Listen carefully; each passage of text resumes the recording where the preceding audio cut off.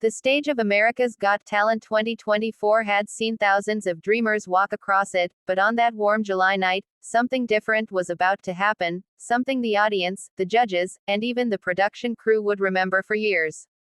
The story began backstage, where a quiet school janitor from Quezon City stood alone, clutching the mop handle he insisted on carrying, for luck. He was a small man with tired eyes, the kind of person people usually walked past without noticing.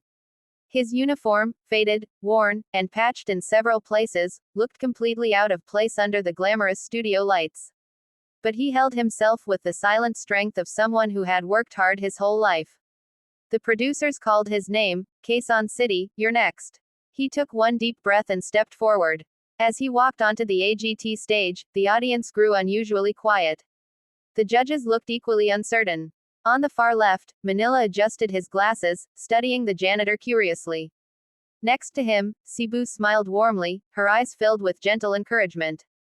Devo leaned forward with genuine interest.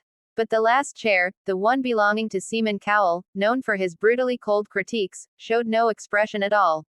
Cemon crossed his arms, unimpressed before a single note had been sung. "What's your name?" Manila asked. "Just call me Quezon City," the janitor replied softly, his voice humble, almost apologetic. "And what do you do for a living?" Cebu asked. "I clean classrooms," he said. "Bathrooms, hallways, whatever needs cleaning." The audience offered polite applause, but many faces carried doubt. Cemon Cowell tapped his pen loudly against the desk. "And you think you can win a show like this?" Cemon asked, not hiding the skepticism in his voice. "I don't know," Quezon City answered honestly. "But I want to try." That simple sentence carried more weight than anyone expected. The music director signaled him. The lights dimmed. A single beam of white light fell over the janitor as he closed his eyes and allowed the silence to settle around him. Then, with a deep breath, he began to sing. From the very first note, everything changed. His voice didn't merely sound beautiful, it commanded the air. It came from a place deeper than talent, deeper than training. It was the voice of every struggle he had lived through. The nights spent scrubbing floors, the days without rest, the years of carrying dreams he never believed he had the right to chase. He sang with the pain of poverty, the hope of resilience, and the fire of someone who had waited a lifetime just to be heard. The audience sat frozen in their seats. The judges stared in disbelief. Even the camera crew put down their headsets for a moment. But not Cemon Cowell. Not even the magic of the moment softened his expression. He watched the janitor with cold eyes, tapping his fingers as if bored by the performance, moving everyone else to tears. As Quezon City hit the first high note, the energy in the room surged. Cebu reached for her chest, overwhelmed. Devo whispered, "My God." Manila stood halfway up from his seat, unable to sit still. A wave of cheers erupted from the audience, louder and louder with each phrase he delivered.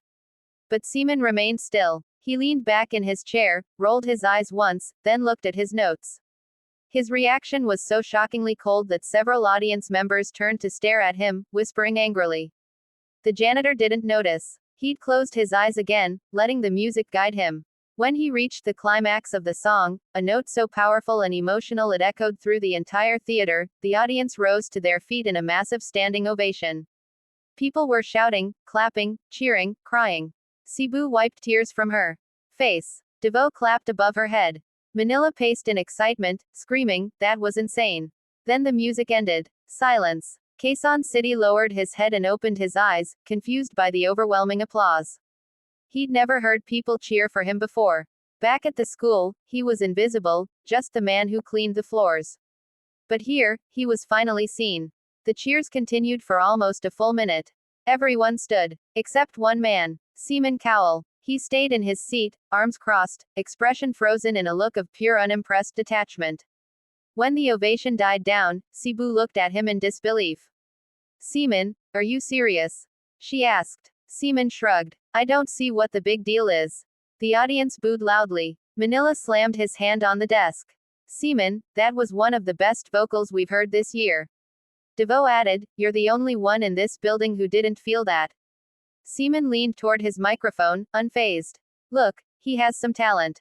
But a school janitor coming on this stage and singing a dramatic song. It felt ordinary, predictable, nothing special." The boos grew louder. Some people shouted, "Are you crazy?" and "Get new ears." Quezon City stood silently, hands shaking, unsure whether to feel honored by the applause or crushed by the coldest judge on the panel.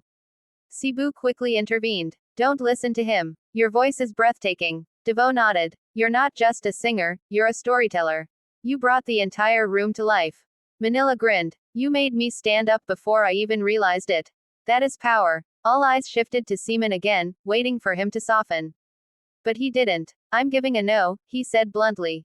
The entire audience gasped. Quezon City's shoulders dropped slightly, the glow fading from his eyes. But before the disappointment could settle, Cebu raised her hand. It's a big yes from me. Devo added, absolutely yes. Manila leaned forward. 1000% yes. The crowd erupted as Quezon City's face shifted from heartbreak to hope. Tears welled in his eyes, though he tried to hide them. He bowed deeply. Thank you, he whispered. Thank you for seeing me. With 3 yeses, he moved forward in the competition, despite Cemon's harsh disapproval. As he walked off stage, the other judges glared at Cemon. You were wrong, Devo said. You'll see, Manila added. Cebu simply shook her head in disappointment. Backstage, crew members rushed to congratulate the janitor. Some hugged him, others clapped him on the shoulder. The social media team captured every moment, already preparing the headline. School janitor from Quezon City leaves America speechless. The internet exploded within hours. Millions watched the performance. Thousands defended him against Cemon Cowell's cold reaction. The world fell in love with the humble janitor whose voice rose above judgment and circumstance. Cemon, of course, released no comment. But it didn't matter. Because the janitor from Quezon City had already won something far more powerful than approval from the toughest judge on TV. He had won his moment. He had won the world's heart. And for the first time in his life, he had finally been heard.